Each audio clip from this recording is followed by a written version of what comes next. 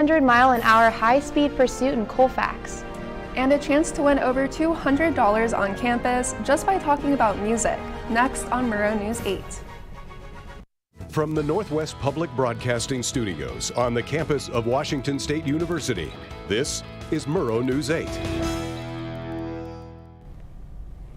Good evening. I'm Michelle Harmon. And I'm Catherine Jones. Welcome to Murrow News 8. Washington State Patrol arrested a man on Wednesday night after a high-speed chase that went from Colfax to Washtenaw. The pursuit started after WSU PD officer Steve Hansen saw an alleged stolen vehicle. We spoke to Hansen, who said the vehicle took off almost immediately and led him on a dangerous chase.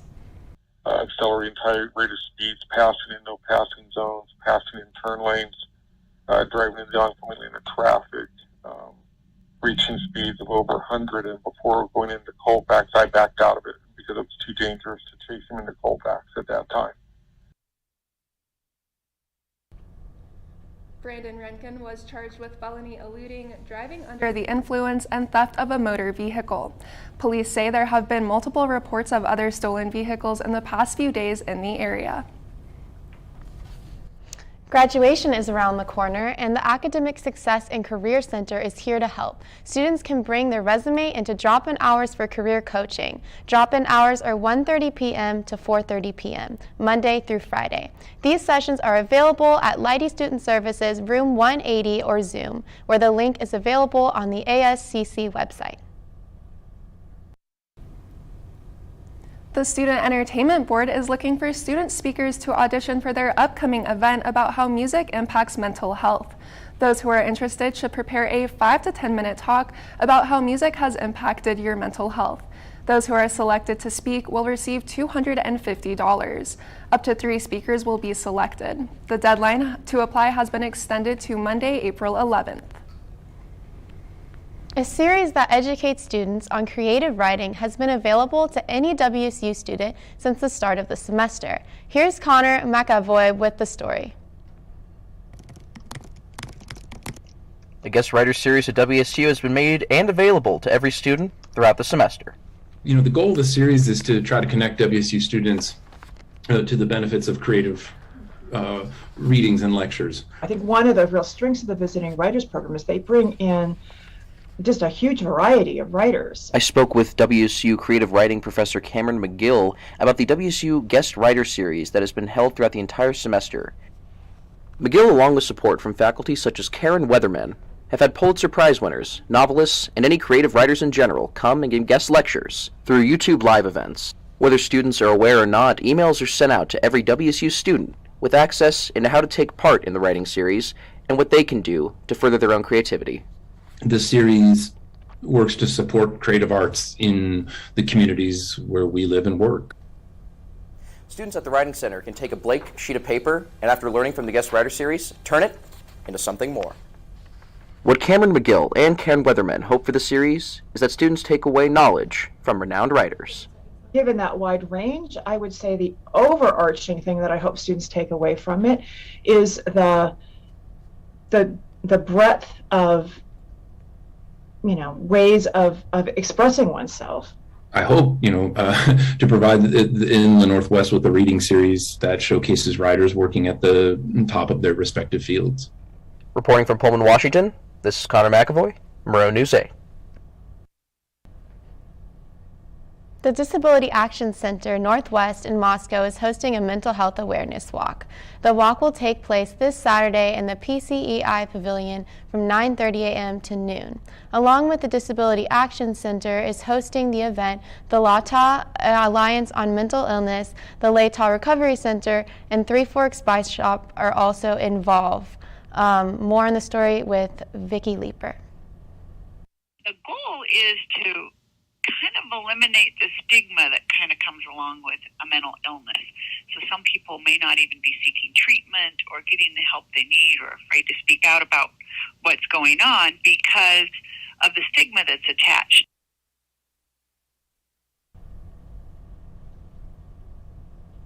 A lime green t-shirt and a bag of swag is included, and you can register on their website. The Palouse Clearwater Environmental Institute is hosting an Earth Month celebration tomorrow from 11 to 2. The festival will be at the Rose Creek Nature Reserve and will include tree planting, wildlife art, and an ecosystem hike with a local ecologist.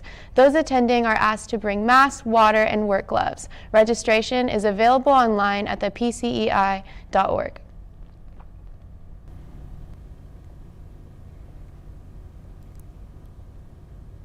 With tax day slowly approaching, the Carson College of Business is now offering help for WSU students in preparing to file their taxes. Our live reporter, Shagun Bamadili, is at the college now to tell us more. Shagun?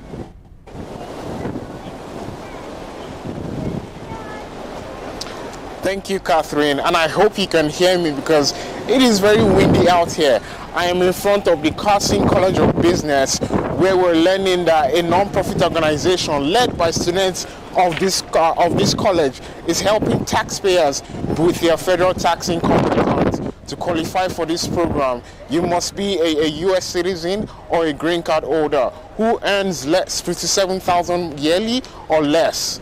The program is also open to taxpayers with disabilities and taxpayers who cannot speak English properly. Back to you at the desk. Thanks, Shagun. The Whitman County Association of Realtors is offering a $1,000 scholarship. Graduating Whitman County High School students who are attending WSU in the fall are eligible for the scholarship. Application materials include a letter of recommendation, transcript, resume, and a short essay. Applications must be submitted electronically or postmarked by April 29th. Several halls on campus are unoccupied right now. Riley Fitzgerald looked into how declining enrollment at WSU is the cause. Enrollment is dropping, tuition is raising, housing is closing. It will impact, I think, everybody in Pullman. Getting out of this drop in students might take a while. I think it's going to actually be a slow build. 5 residence halls are currently not in use, according to Brandon Brackett, Director of Housing and Residence Life. Stevens Hall, Wilbur Davis Hall, Simpson Hall, Waller Hall, and then Goldsworthy, the half of Gannon Goldsworthy are currently unoccupied. A lot of these residence halls are closing down for now, but this one right behind me, Waller Hall, the university will be renovating into a multicultural center accessible to students that Phil Weiler says will become like a natural nexus to the Elson S. Floyd Cultural Center here just up the street. Before COVID-19 caused enrollment to drop, there was need for the space in the residence halls that the university once had, and for more apartments to be built in Pullman. But now, the university is struggling to use those rooms that used to be filled in influx. Pullman had experienced 4 or 5 years of record enrollment year over year, so our base is actually pretty high. When it came to closing the particular residence halls, the decision came down to a number of different factors. Prioritization of the halls, staffing needs, the number of students who applied to the halls. Many residence halls at Washington State University are rich with history, which was why closing them down was difficult. Not opening all the halls was not a choice that was easy, or something that I think we didn't enjoy making that decision. Enrollment at WSU appears to be on the incline coming out of the pandemic, and if it was COVID that was the cause of the decline, hopefully we can see that trend in the positives rather than the negatives as we exit that era. Brackett says that if he gets the number, he'll start opening those halls up as soon as he can, possibly by the time fall semester begins. The university remains cautiously optimistic as we go into the fall. In Pullman, I'm Riley Fitzgerald, Murrow News 8. With one's parent weekend ending, another is coming up. And a WSU student taking fitness to a whole new level. Next. This is the story of a boy who is very sensitive to lights and sounds. So he built secret hiding places where nothing could get in. The boy didn't like looking people in the eye. It made him feel uncomfortable.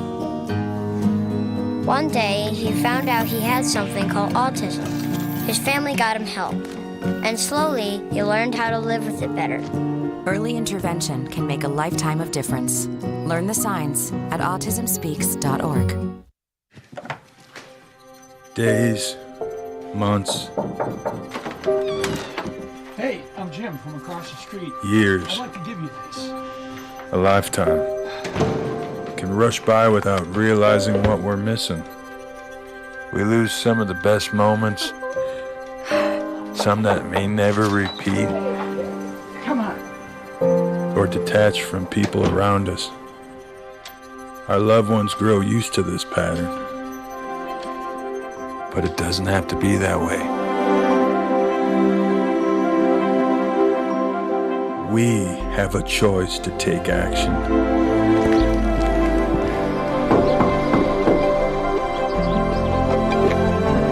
It's never too late to live a full life again. Hear how many of us Vietnam veterans have managed our mental health and reconnected with our families. Visit maketheconnection.net to find out more.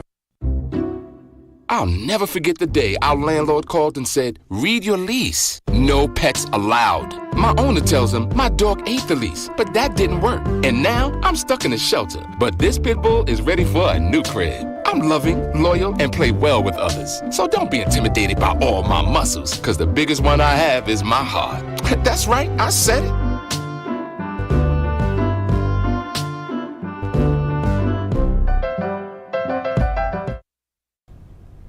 The University of Idaho's Parents Weekend starts today and runs through Sunday. Events will include 2 wine and yoga sessions, 3 Northwest horn concerts, and a Parents Weekend dinner from 6 to 8 in the ICCU Arena on Saturday night. There is a complete list of events on the U of I's website, and you can register for the events on there as well. A WSU student is hosting an event downtown at Pullman CrossFit this Saturday. There will be CrossFit games and a fitness competition. This will include advanced and intermediate levels for men and women with prizes as well. The event will start at 9 a.m. and end at 4 p.m. Athletes will pay $20 and CrossFit members will only have to pay $10. Jay Inslee signed the 2022 supplemental operating budget last week. WSU's top priority for the recent operating budget is to gain state support for their employees. The university received $7.5 million in compensation. Additionally, WSU received more than $2 million to create a cybersecurity program through the Voiland College of Engineering and Architecture. The cybersecurity program will be available at the Pullman, Everett, and Tri-Cities campuses. Police are still investigating an animal cruelty case, which began with a warrant at College Hill apartment. Murrow News 8's Brinkley Hill has an update on the animals for this and another case, which both happened over spring break. Some of the animals in our care, they are not to be seen by the public for now, but we are working on getting them healthy enough to be seen. After obtaining a warrant, police entered a Ruckus apartment on March 17th, finding 12 dead animals and seizing 9 others that were split between the Whitman Humane Society and WSU Vet Clinic. None of the cats were able to be videoed, but some of the exotic animals were. All animals are not quite our property yet, so they don't actually belong to us from this Pullman case. I'm outside McEvoy Hall, the WSU Veterinary Clinic, where some of the animals were taken after being seized. Neglect cases like this are touchy because animals are seen as evidence in ongoing investigations. In a statement made on behalf of the WSU Vet Clinic by Charlie Powell, the animals are stable and being given the appropriate care. He also said the situation was tragic and preventable. The responsibility falls on the owners for not caring for their pets properly. The police have not made a statement on the ongoing investigation despite being reached out to. The owners of the animals from the Ruckus apartment buildings are facing animal cruelty and neglect charges. During the same week, 13 cats were seized and signed over to the Humane Society from a hoarding situation in Albion. The cats that were in good shape were immediately spayed or neutered, and some have already been adopted out. The rest of the cats, like this kitten, are still at the Humane Society. It was taken less than 24 hours after being born and is now 17 days old. To help the Humane Society during this time, you can donate or share their social media posts at Whitman Pets on Instagram. Brinkley Hill, Murrow News 8. April is Sexual Assault Awareness Month. This month, WSU will host a variety of events designed to build knowledge and awareness around the topic. Some of the events include a bystander awareness workshop and a supporting survivors workshop. To learn more about events and resources, you can visit the Sexual Assault Awareness Month page on the WSU website.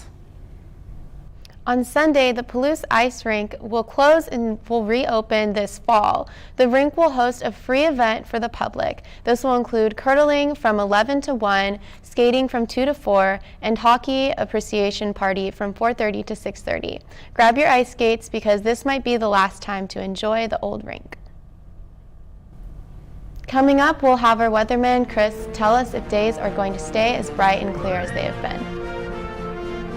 And a study that shows a new way to measure this type of ball for the same type of sport. Next. My mother was always very familiar with her neighborhood, but one day she stopped at the stop sign for much longer than usual, and she didn't know whether she should go forward or turn, and she wasn't even really sure where she was at. It was very unsettling for her. I felt so much better after my son told me, "Mom, I don't want you to worry or be afraid. I'll be there for you and we'll figure it out."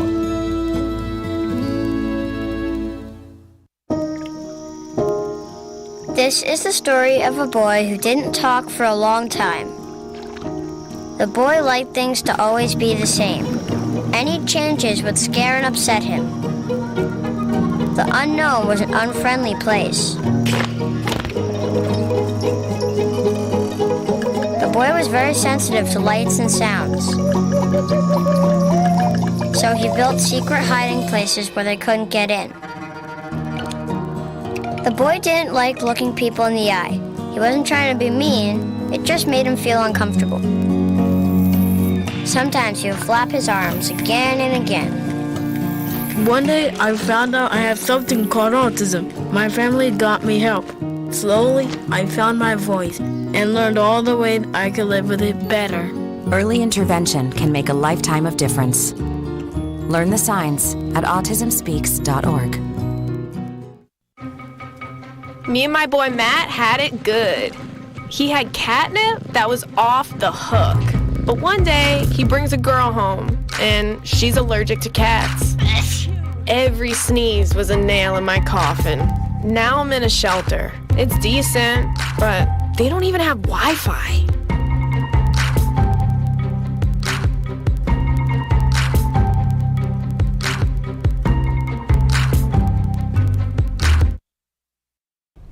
Yesterday was nearly 70 degrees and I was definitely soaking up that warm weather. Chris, what can we expect for today and the weekend?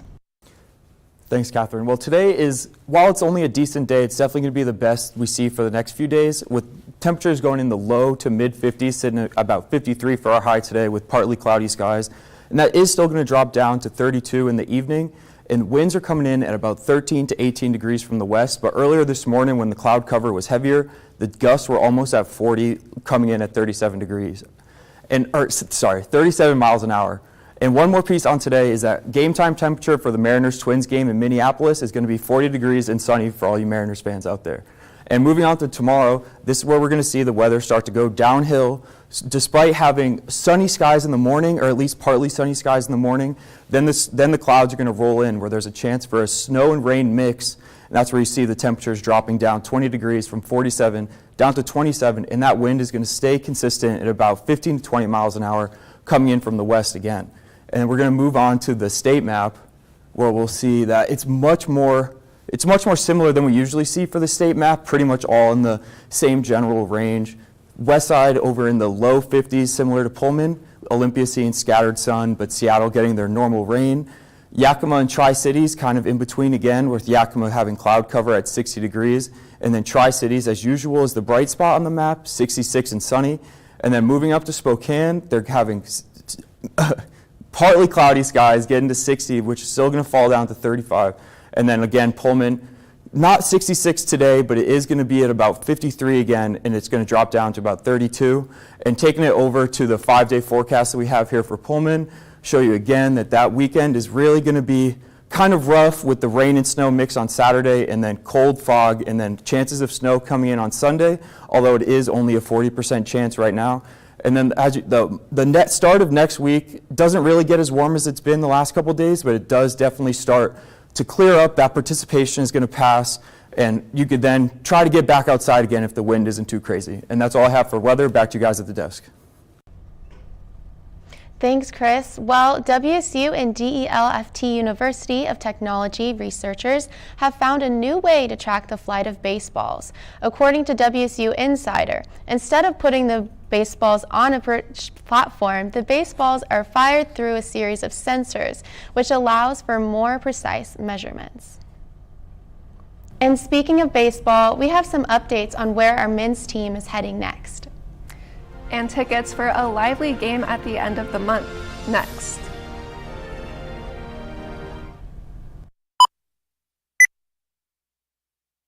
There was an old woman who lived in a shoe. She had so many children, she didn't know what to do.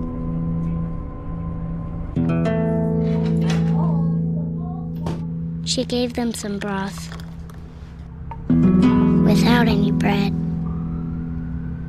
and kissed them all soundly. Lights out. Good night. And put them to bed. Hunger is a story we can end. End it at feedingamerica.org.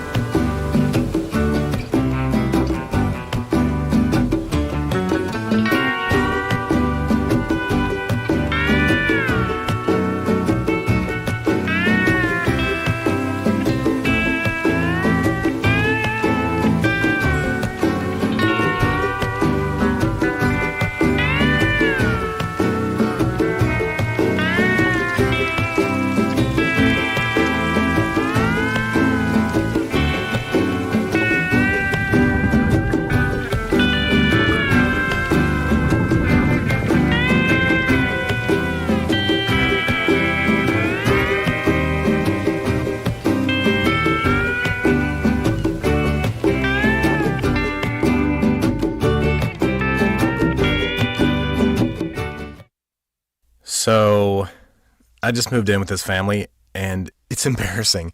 The little one, he likes to go outside and crawl around in the giant litter box. I don't know what he's doing.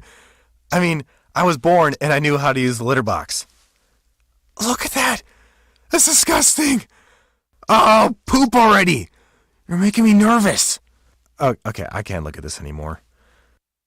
I really hope he grows out of this, for his sake.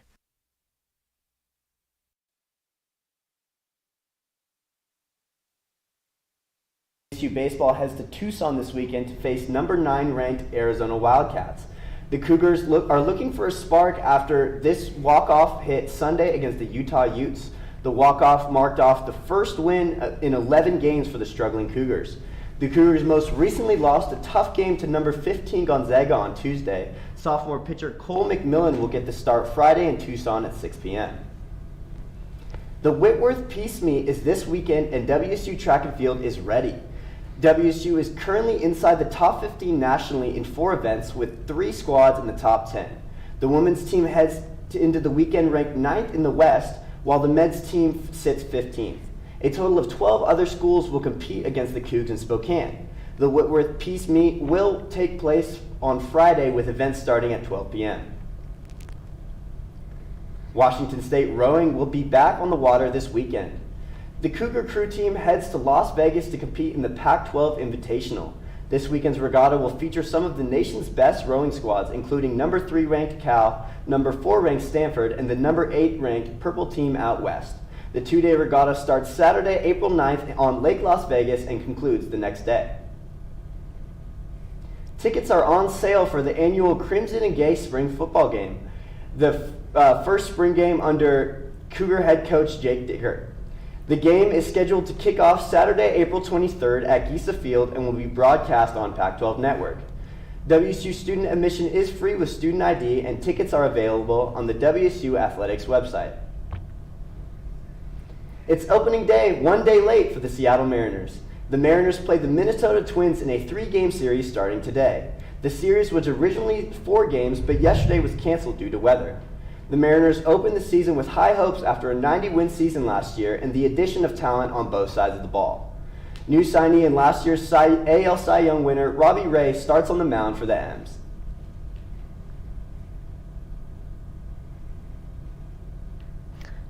An auction for something important and charitable coming to Pullman.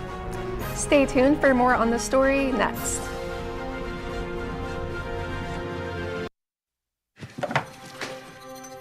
Days, months, Hey, I'm Jim from across the street. Years. I'd like to give you this. a lifetime can rush by without realizing what we're missing. But it doesn't have to be that way. We have a choice to take action. Visit maketheconnection.net to find out more.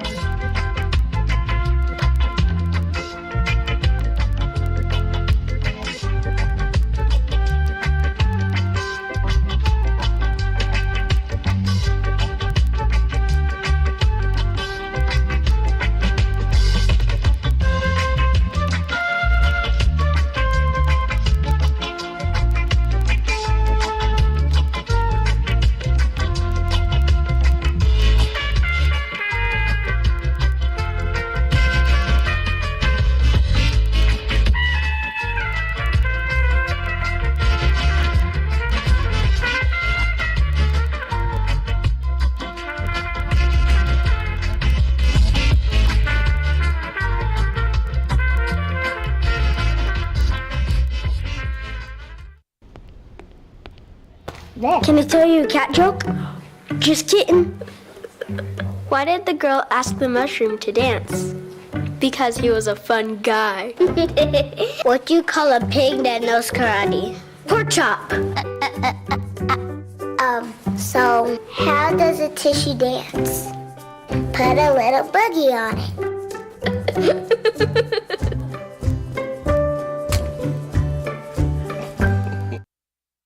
The online auction for Palouse Habitat for Humanity's Beans and Jeans opens today. The auction will be live through the 16th. Proceeds from the auction will be used in an upcoming Moscow home build. You can visit palousehabitat.org to participate. Every year, the Society of Women Engineers hosts a day dedicated to teaching science to kids. This year, the event returned in person after being disrupted by the pandemic. I went to the event to check out some of the activities and talk to some of the young scientists.